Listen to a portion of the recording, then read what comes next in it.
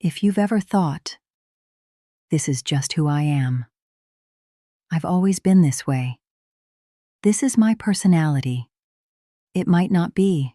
Some of what you call personality may actually be repetition under pressure.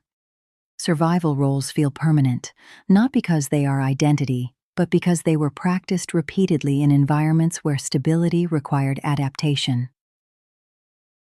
Repetition does not equal identity, and today we separate the two. This is stage 2. In stage 1, we talked about regulation, stabilizing the nervous system, creating enough internal safety so your system can stop reacting long enough to observe. Stage 1 stabilizes the ground so stage 2 can begin, and stage 2 is this. You are not your survival role. You are not broken. You are patterned, and patterns can be separated. This video is about clarity, not blame, not diagnosis, not self-rejection, just clarity. Because once you can see the role, you stop confusing it with yourself. Section 1. What is a survival role? A survival role is an adaptive pattern you developed in an environment where something was unstable. It is not pathology. It is adaptation. Children do not have power. They have pattern recognition. If something in the environment feels unpredictable, emotionally, relationally, financially, energetically, the child adapts. Not consciously, but through nervous system intelligence. Over time, that adaptation becomes practiced, and practiced patterns feel like personality. Let's look at common survival roles. Number 1. The responsible one. This is the child who becomes competent early. They anticipate needs. They manage emotions, not just theirs, but everyone else's. They become mature for their age. Why? Because responsibilities stabilize the environment. If I am dependable, things don't fall apart. The nervous system learns. Control reduces chaos. Over time, this becomes, I'm just someone who handles everything. But originally, it was, if I don't, things might collapse. That's not identity. That's adaptation. Number 2. The calm one. This is the emotionally steady child. They don't react. They don't escalate. They regulate themselves quickly, often praised as easy or low maintenance. But sometimes calm wasn't personality. It was containment. If emotions weren't safe in the environment, calm became protection. I will not add to the stress. I will not be the problem. Calm becomes fused with identity. But originally it was safety through minimization. Number 3. The overachiever. Achievement becomes stability. If I perform well, I receive approval. I avoid criticism. I secure belonging. Performance reduces unpredictability, so excellence becomes a shield. Later in life, this looks like, I'm ambitious. I just have high standards. I thrive under pressure. Maybe. Or maybe your nervous system equates achievement with safety. Adaptation is not equal to identity. Number 4. The invisible one.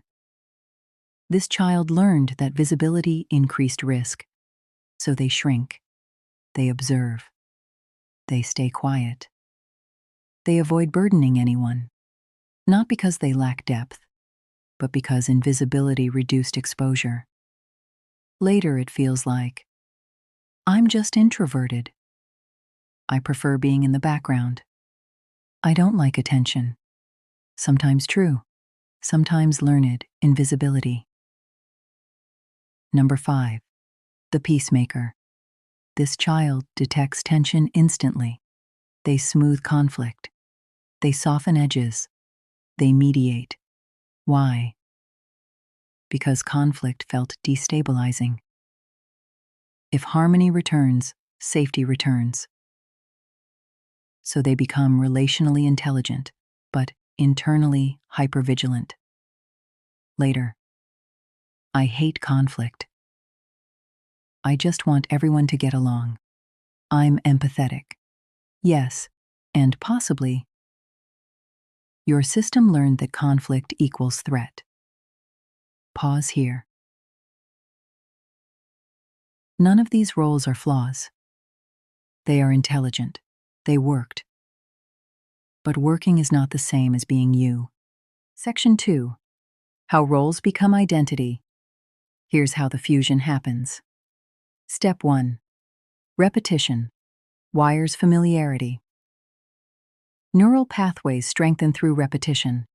If you repeatedly respond the same way under stress, the brain automates it. Automation feels natural. Natural feels like personality, but it began as strategy. Step 2. Familiarity feels like self. The brain prefers what is predictable, even if it's limiting. So the role becomes comfortable, not because it's true, because it's known. And the nervous system confuses. Known equals safe. So stepping outside the role feels dangerous. Not because it is, but because it's unfamiliar. Step 3. Social reinforcement solidifies it. People reward consistency. You're always so strong. You're the calm one. You're the reliable one. You're the successful one. The environment mirrors the role back to you. And now it becomes identity socially. Breaking the role feels like betrayal, but it's actually differentiation. Remember this important reframe. You weren't choosing, you were stabilizing. Children do not sit down and construct personality frameworks. They adapt to survive instability. And if that adaptation works, it sticks. Until one day, you're 28, 35, 42, exhausted by a role you think is you. Section 3. The separation moment. This is stage 2. This sentence, this protected me, but it is not me. Say it slowly. This protected me, but it is not me. That is the pivot. Separation does not mean rejection. You are not shaming the role. You are unfusing from it. When you separate, you can ask, when do I choose this? When does it activate automatically? What am I protecting? What am I afraid would happen if I didn't perform this role? Now identity begins to emerge. Not as reaction, but as choice. Here is a small sample. Practical reflection exercise from the unseen daughter. Pause and write. Which role feels most familiar? When did it likely form? What did it protect me from? What does it cost me now? Who am I when the pressure is gone? Notice, identity clarity increases as pressure decreases. That's why stage 1 mattered. Regulation reduces threat perception. Reduced threat allows separation. Separation allows identity. You are not broken. You are patterned, and patterns can be separated. Survival roles are intelligent responses to instability, but they are not the full architecture of who you are. Stage 1 stabilized the ground.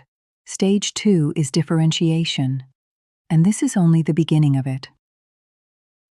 In the next video, we go deeper into how these roles keep running through the nervous system, even when the original environment is gone. Because separation is awareness, but awareness alone doesn't change the loop. For now, just notice. Which role felt familiar? Where did it protect you?